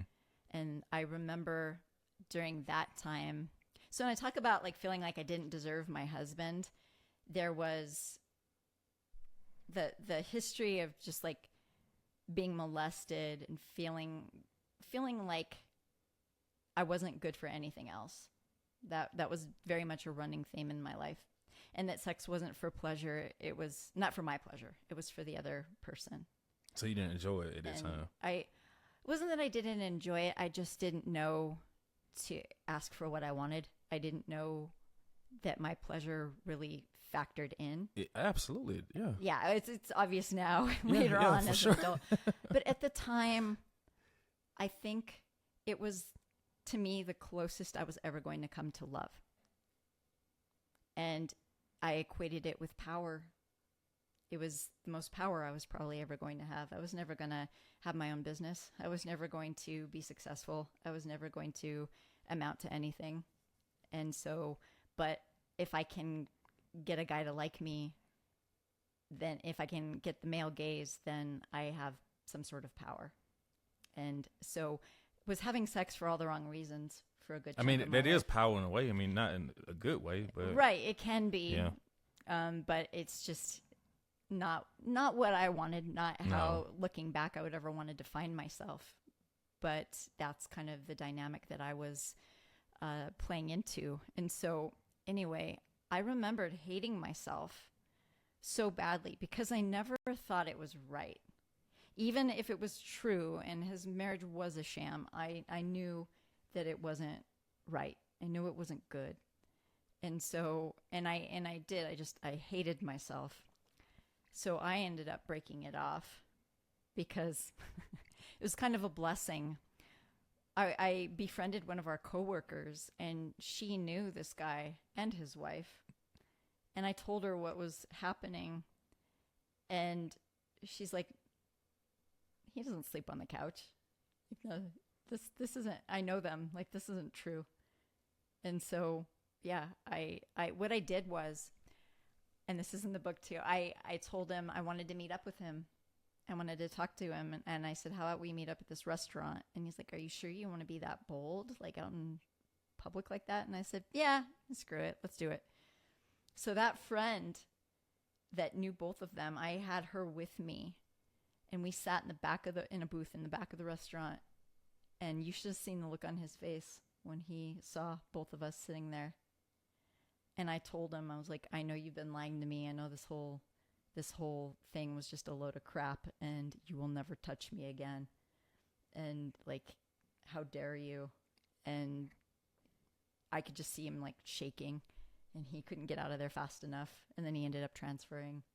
And so that's what came of that situation. And so after that, so when I talk about my grandmother on my dad's side, she hadn't passed away yet at this point. But I remembered that was one of my favorite memories was, you know, because my dad would come in, kind of take over her house, take over her TV, tell her what to make for dinner. And her and I would sit at the dinner table and we would have deep discussions while my dad ate and watched sports on her TV. Mm-hmm. And I cherish those moments. I cherish it because I got to know her, and she was just real sweet, down-to-earth woman, like good-hearted human being. And I really just loved her and admired her. And we would talk about drugs. And, you know, when I was a kid, I was like, oh yeah, you know, like, I'll never do that. They're bad for you. They'll just kill say you. no. Just say no. You know, the war on drugs, which is a big fucking sham in and of itself. It's a big joke, yeah. Just used to incarcerate mainly black people. But hey, so it's what it is. But yeah, so I remember promising her I would never do drugs. And so fast forward several years to, like, I'm 20 years old and I have my own place. And I become friends. Her name was Delia in the book. And I thought she was super cool. And she was a lesbian who had like a rainbow mullet thing going on. And I just loved her. I just loved her spirit. I'm drawn to real people. I always have been, always will be. And pretentiousness just sucks, and I don't like it. It's a lot of this shit. And it was like, okay, so I ended up becoming friends with Delia, and I had been warned about her from other people that she did drugs. And I was just like, yeah, I don't know. I mean, maybe she does, maybe she doesn't, but she's really cool and she's really nice to me. And I was so lonely. And she goes, well, you can come over to my house anytime. You're always welcome. And so I started to take her up on that offer. And that was an interesting dynamic because her girlfriend was a truck driver. And come to find out what would happen, this was my understanding of the story, was that her girlfriend would basically pay for the drugs, and Delia would acquire them, and she'd FedEx them to her girlfriend wherever she might be for any given amount of time. And then Delia would do and sell whatever was left of the drugs she bought. And so the first several times I went over there, I got offered, it was like Coke or Crank, or I don't even remember what it was, but it was just like powder on this little tray. And I would turn it down, and because I was like, I'm not going to do that. Like, that's bad for you. Right. That's bad for you. So finally, after a while, well, it was after things went south with the married man, I was like, fuck it. It was just kind of like the perfect set of circumstances, the perfect storm. And I said, yeah, sure. And I'll tell you what, my brain lit up like a goddamn Christmas tree. Oh, I'm sure it is. I had never felt so alive in my entire life. I was like the DJ. I was like, what do you want to hear? Like, what do you want, like, I went from a wallflower to like being the life of the party. And it was just, I had never felt like that before. And this is not an advertisement for drugs. No, just her experience. This was my first experience, and they are not all like that in this day and age with fentanyl. No, don't even chance it. Don't even chance it. This was decades ago.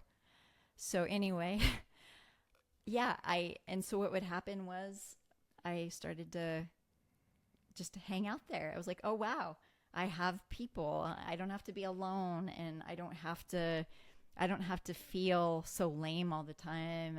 I can do this and, and literally be the life of the party. And I started writing song lyrics, and I could write several in one night. And it was just like, I just came alive. I felt I was more alert and alive than I'd ever been. And that was definitely the appeal for me. And so has it changed your life since then, in a way? As doing the drugs back then? Well, it's definitely changed in the sense that, like, I know that it's not for me. Right. It's changed me. I think, here's the thing. There was a point, this is kind of ironic. So there was a point where my mom and I actually had the same dealer. Interesting. And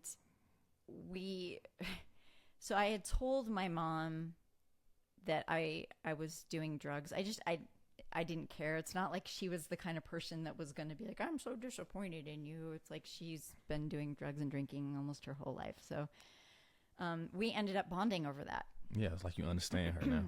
And she said that for the first time, she felt like I wasn't judging her. Like we were finally on the same wavelength, same page, yeah. The same, like I finally wasn't any better than her. She felt like you was before? I think she felt like I thought I was. Oh, okay. Because I was always like, you can do this, Mom. Like, you can get help. Like, I believe in you. And, like, there was one moment where this was around the time I got my apartment, too. I think I was like 19, and my mom had cirrhosis, and she was completely yellow. And ironically, she lived right next to a bar. Wow. But, like, her eyes were yellow, and her skin was yellow. Ugh, jeez, that's horrible. I remembered getting down on my hands and knees and begging her to please get help. And I was sobbing. And I just, that was actually the first time I told her that about being molested at 5. How did she take that when you told her that? It's kind of crazy. I don't even know why it came out when it did, but I just told her that, like, I need you to get help, and I know we've got our demons, and I know, and she basically took it as a competition. Because she said, that's nothing. I've had a death wish since I was 16 when your uncle raped me. And that was how I first kind of got wind of that particular thing. I didn't know about my grandfather at the time. I didn't know. And there was a whole lot more that's in the book that I discovered about my mom. But right. I remember reading about that. But she just saw it as a competition. And so I didn't get anywhere with that conversation. See, like, reading your book and just knowing you, it makes sense on why your life was the way it was. Because you didn't have nowhere to turn, so you didn't have anybody you really trusted. You didn't have a safe place at all. No. And it wasn't until I was 19 that I actually got back into therapy. And I started, because there was an episode in high school where because I was always fighting with my mom and stepdad, because they went back to drinking. And I remember walking through the halls of my high school one day, and I was like, it wasn't unusual for me to be punching walls and things like that when I was by myself. But I remember thinking, the next person that bumps into me is going down, and I don't care who they are. Damn, for real? I didn't know. I was like, I was a loose cannon. Really? This isn't going to, I just had so much anger. Really? Inside of me. And what happened was I went to my school counselor, Marcia Caldwell, I think was her name. And damn, like, just to talk to her, it just took so much off my shoulders just to tell her what my home life was like. And she had referred me to this place called the Maria Drost Center, and it was off of Broadway near Denver. And so I didn't end up, like I said, I told you about my actual experience with therapy with my mom, and yes. Unfortunately that form of therapy wasn't covered. So that was a dead end. But I didn't end up going to therapy on my own for real until I was 19. And it was kind of like, so I'm doing this self-destructive, having an affair with a married man, and then I'm getting into drugs. I'm also taking vitamins religiously. Amazing. And going to the gym. I'm doing like just, it couldn't be more contrasting, but it's because I didn't want to die. Were you always this size, or were you bigger, or were you slimmer, or what? Because when I first met you, you definitely had some muscles. I mean, you still got muscles now. Yeah. I would say similar. Similar, okay. Because I remember loving, except for that one incident where we had to run the mile, I remember loving gym class. I looked forward to it.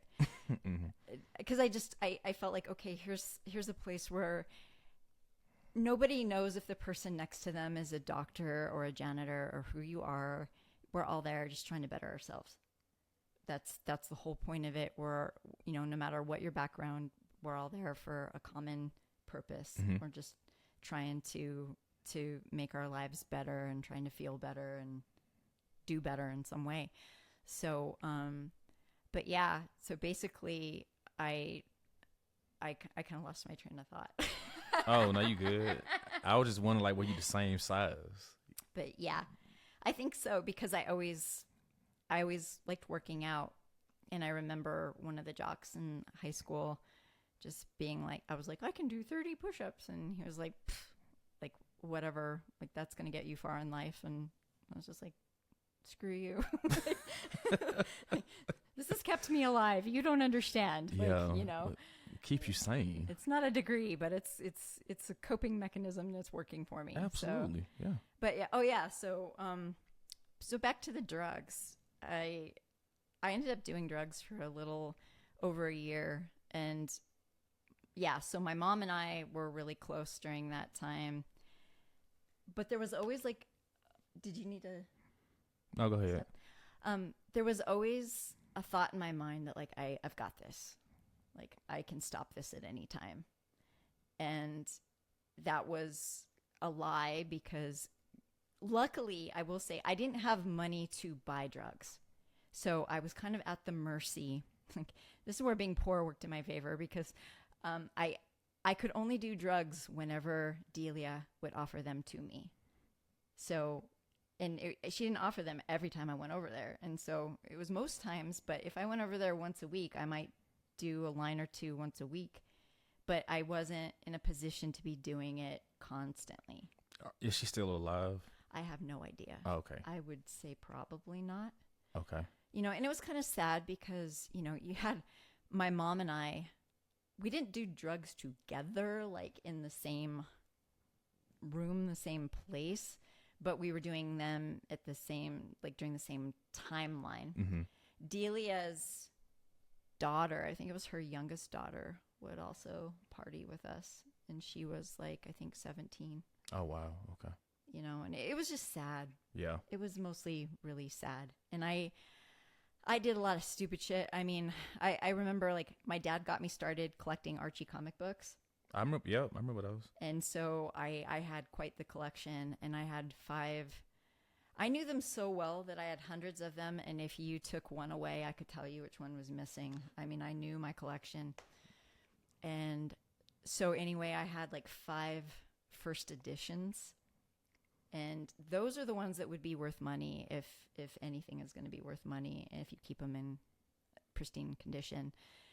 And so I remember one time when I was high, and I gave Delia's girlfriend all of my first edition comic books. Really? I just gave them over like it was nothing, because I was like, hey, I'm getting all these drugs for free. And, I mean, drugs will really do a number on you in so many ways. But I remember thinking, okay, so yeah, this could kill me, but if this is how I'm going to go out, so be it. At least I feel good, and you do until you don't, until you come down. I also remember thinking, well, if something happens to me, I deserve it. Like, I just had an affair with a married man, and at least this way I'm the only one going down. Like, I'm the only one taking the hit. And so at least I'm not being a homewrecker. I'm not ruining someone's family. So if I die, then I die, you know. Mm-hmm. I don't really have a mom. I don't really have a relationship with my dad. This is really all I've got. So if this is how it ends, then this is how it ends. But I also remember thinking like, oh, by my 21st birthday though, like I'm going to stop. And then my 21st birthday came and went, and I was still doing drugs. But the thing that really, I think, was the final straw for me as far as drugs was, this is how I knew it was a problem, was that I literally couldn't understand how people could be happy without it. So I would see a couple holding hands walking down the street, assuming that they weren't doing drugs. I don't know, but I would just see like people in their normal day-to-day life, and they seemed happy. And I'm like, how is that possible? Because I don't feel like that unless I'm doing a drug. I don't feel like life's even worth living half the time unless I'm doing a drug. But that made me realize that it was in fact a problem. That, you know, I may not be doing it every day. I may not be like ending up waking up in places and I didn't know how I got there, or losing my teeth or whatever, but I knew from an emotional standpoint, like, you know, you're fucked up. And this is a big problem. So you never did needles though, right? No. Okay, good. Nope.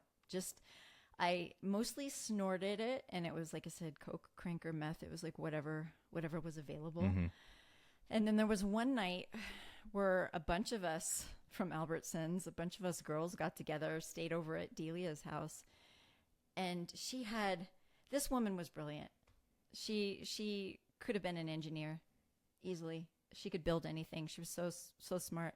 But she had made like a pipe, and I think it was, and this is not why I'm saying she's brilliant, because this wasn't like high level engineering, but she just in general was brilliant. But she made a pipe out of, I don't know if it was like a light bulb or what it was, but we just like passed around this pipe, and we just all night long just took hits, hit after hit after hit. And that was the most I'd ever done. And it wasn't, it was not tangible. I couldn't say like, oh, I did one line or I did two lines, which even then you don't know what it's cut with. So I don't even know what that really means. But when you're smoking it, it was just, I don't know how much I did. I just remember my heart hurting so bad, feeling like it was beating out of my chest, and thinking, oh, this could be it. And luckily it wasn't. But I mean, there was a cop that lived next door, according to Delia. I should have been in jail for many different reasons. Delia had a pickup truck, and we would go driving around, and she would back up to like a 7-Eleven, and they'd have their firewood out on display out front, and she would just load up her pickup and off we'd go. Right by the police. And the fact is, okay, according to her, it was a cop that lived next door. Well, you've got strange people coming and going at all hours of the night. So, I mean, he must have been supplying the drugs himself. I don't know what, I mean, it may not have even been true, but she was very adamant about like, no, that guy's a cop. So I don't know. But we'd be driving down the freeway, and she'd be falling asleep while she was driving, and I'd have to elbow her. Like, wake up, wake up. You know, I'd go to drug deals with her, you know. And that could have been bad as well. Absolutely. The fact that I didn't, you know, get a horrible STD or killed, or like get pregnant, or end up killed, end up in jail. I mean, yeah, you got real lucky. Very seriously, lucky. Very lucky. Well, you here for a reason. Absolutely. And I'm like, I say, I tried 3 times to kill myself, but I'm glad that I was not good at it. The first one was funny. I'm sorry. And also, in case you're wondering, like laxatives and dairy don't don't mix. No, don't. Taking laxatives by itself sucks to me. So I can't imagine with milk. No. Jeez. I need a quick break. Okay. I need to pee. Is that okay? What time is it? It is 11:50. Oh, I gotta go. I gotta go out. Yeah. Okay. I got appointment at 12:30. I'm gonna edit this part though. That's okay. All right, We we didn't need talk about ketamine. we gotta do a part 2. Okay. Seriously, do a part 2 and just and we're gonna just dig deep in some more shit and talk about more about your ketamine business. But we Okay. did talk about your book, and your book is on Amazon, right? Yep, Amazon, iTunes, and Audible. It's called The Gifts That Haunt Me. By Heather Joyce Kennedy. Yes, sir. Yeah, but I appreciate this a lot. This has been fun for real. Thank you. It's been a blast. It's been great, seriously. Do you want people to follow you on social media or no? So, yeah, I have a Facebook page. It's called Finding Clearwater Community. And then I have a website called serenejourneysllc.com, and that will take you to my business site. And then I've got Finding Clearwater. Oh my gosh, I actually forgot the name of it. It's my blog site. She write a lot of personal shit on there, like her, just lyrics, her thoughts, things she's going through, a lot of helpful things. I mean, it helps me as well. I mean, even though I got my own shit too, I just try to do the best that I can, try to survive the day. Findingclearwater.com. That's my blog site. Oh, that's awesome. Yeah, there you go. So sorry. Oh my gosh. Are you okay? Well, this has been fun. We're definitely doing a part 2 real soon, and I'm coming to your birthday party. Yes. So that'd be great. It'll be great to have you there. You're always a good time, and you're absolutely one of my favorite people on the planet. So thank you. You're one of my favorites too. So I appreciate that. All right. You gotta give me a hug though. Absolutely. We didn't do that. All right. So stay tuned in for the next episode, and we will be doing a part 2 real soon. All right. Thanks for letting me tuck your ear off. Oh yeah. Any shout outs? To Melanie Lighthouser at the Be Free What up, Healing Melanie? Center. She's amazing. Great place for anyone that doesn't feel like they fit in anywhere else.